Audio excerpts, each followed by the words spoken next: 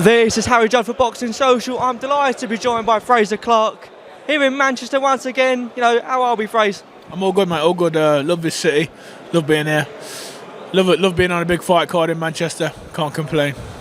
Look, I really want to start the interview with that piece of content you did with Ricky Hatton, the Only Fools and Horses content. First of all, I was chatting with it last night with some of your team. How enjoyable was that for you to do, mate? Yeah, you know, to do it in camp, you know, like camp gets really hard and difficult sometimes, you know, when you're training, and I had a down day, the opportunity got given. I said it's a no-brainer, you know. It's basically like going to have a cup of coffee and a chat with your mate, so it was a good crack, you know, we had a good day. The car as well, I've heard there was no engine in it, and what was it like for you getting in the back of it? I thought it was going to tip over, I won't lie. Suspension that definitely didn't work, definitely dropped down a bit more. But yeah, it was good, I enjoyed it, you know, it was just one of them days, really relaxed, a lot of fun. On the same subject then, I'm going to test your knowledge on your Only Fools and Horses trivia. I've got a few questions, if you'd like to have a go. How many times has Del Boy been married? This is a trick question actually, but that may give you the answer anyway. He's not been married, has he? He's only been engaged. He's been engaged a few times, he's not been married, yeah. What's the year's difference between Del and Rodney? I couldn't tell you, but I will say 18? 12 years between them. Who's the landlord of the Nag's Head? Mike. Mike who? Go on. Tell me, go on. Fisher, Mike Fisher. Fisher, I knew it as well. And also, you know, where did the Jolly Boys outing take place? Where did they go? They went to Oh, you must know this one. Margate. Yeah. Who sung the song, the theme songs? Because there was two, intro and outro. Who sung the theme songs? Oh, the John Sullivan. No, He wrote it. Who sung the songs? Nicholas Linders. Did he sing one of them? No. No, he plays Grandad, Nicholas Linders. Yeah, play Rodney. Yeah, sorry. Yeah, who sung what band sung the theme song and the outro? Go on. Chaz and Dave. All right, let's get on to boxing now. Yeah. You know, how do you reflect firstly on your first year within boxing, mate? Yeah, it's been interesting as every year is in boxing. There's been a few ups and downs, injuries, great moments in fights, great moments in camp, difficult moments, dealing with everything else that comes along with boxing.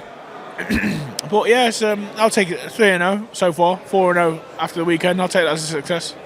Yeah, I mean, you must be a little bit disappointed that no one's been able to see what you're made of, seen what you're able to produce, but hopefully Saturday against Sokołowski, this hopefully should be a real test for you, Frazer. Yeah, it will be. There's no doubt, hopefully. He's a tough man, he's a good fighter, he's had plenty of time to train.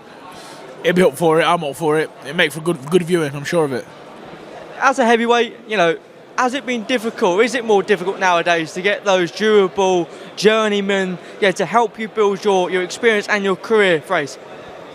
I said before, there's not as many as there once was, but you know, we'll see after Saturday whether I'm dying for the bin men back again. Do you know what I mean? This is probably the last time we'll see you out in 2022. You reckon, or? We'll see what happens. There might be a small possibility of going again, but we'll see what happens. You know, you got to be clever. You got to think about yourself, your body, and how the camps affect you. So yeah, we'll have a look. 2023 though, and looking towards your big fights and stuff. Is it domestic British title fight level? A route you want to go down? Where do you want to go really? British title is something that you know, I think every British boxer aspires to have.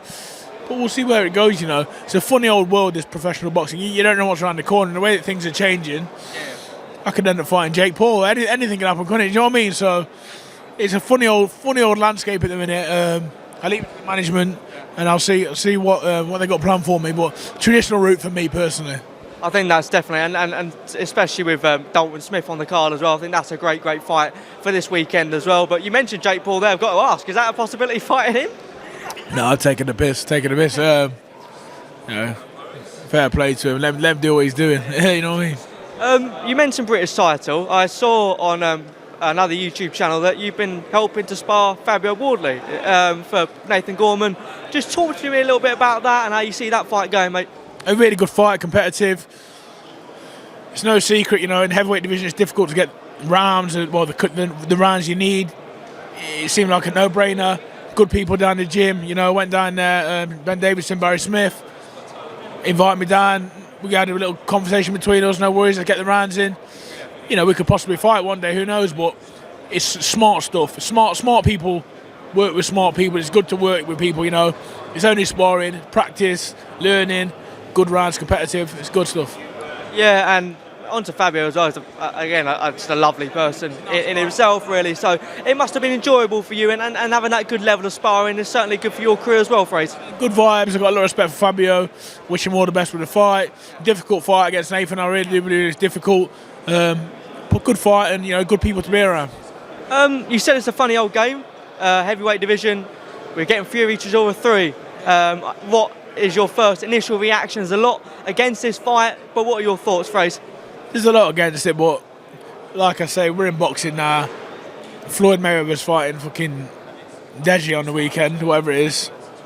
There's stranger things happen in boxing, and do you know what I mean? So I do think you'll all see the best Chisora Fury fight you've seen yet. I do believe that. I think it'll be more competitive, but it's don't get me wrong, it's not turning everyone on, is it? And I say that because we're in the Love Factory. Yeah, it is what it is. It's one of them things. Like Fury's obviously a massive favourite, but don't ever turn your concentration off with Doughboy, or they might put your lights out, you know.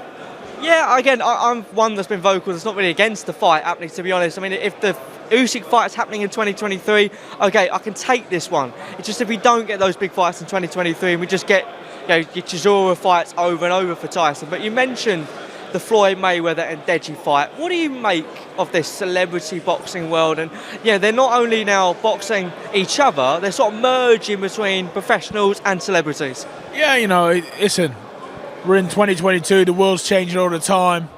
People like to see it. It's entertainment. If it puts a smile on people's face, I don't see the problem. But like I said earlier, along with professional boxing, along with this boxing, or whatever it's called, everyone's got to start putting hands in the pockets and giving it back to the amateur boxing scene around the world. The amateur boxing clubs, people are struggling to keep the lights on, keep heat in there. No gloves for kids. Some kids haven't got boots, shorts, skipping ropes. Put the money in the hand in the pocket, give a few quid to the amateur clubs, you know, buy some gloves, buy some kit, look after the grassroots if you're going to call it boxing. If you call it something else, no problem. But if you're calling it boxing and you're taking fans that would go to an amateur club show, but they ain't because they're saving the money to go and watch Floyd Mayweather mess around with Deji, then give something back. Yeah, I saw you tweet that, and I thought that was really. Yeah, again, you're very vocal on, you know, your amateur boxing scene. I mean, you know, you're a decorated amateur yourself, and you've got, you know, actual vested interest in the amateurs at the moment. But you know, the cost of living will be really, really difficult for clubs out there, heating on, and there will be a lot of clubs that suffer. You know, what are your again? I know, obviously, know your thoughts on that. Inspiring, isn't it? You know, parents can't pay subs, kids can't go to the club can't pay for the heating, the electricity, and you know, there's, like I was pointed out on Twitter by someone else. You know, we need to look at other things. You know, GB boxing, England boxing, they have millions to give around. I don't know the ins and outs of that, but what I do know is everyone should find something. If they can find something, I'll be speaking to these guys at Boxer this week as well. Try and sort something out, you know, to give back to the kids, the community, the clubs of the community, because let me tell you now, they save a lot of people, you know. They save a lot of people, do so good for so many young people. So I'll be having a word where I can, and these guys, remember, I'm a farting hurricane compared to these massive celebrities, you know. So they should dip their hands in their pockets, you know. I definitely think that, and I think you are very vocal on that, and it not only impacts the sport, but impacts you and the generations coming through. But moving back to this weekend, Ricky is in a big fight against Marco Antonio Barrera. You spent time with Ricky.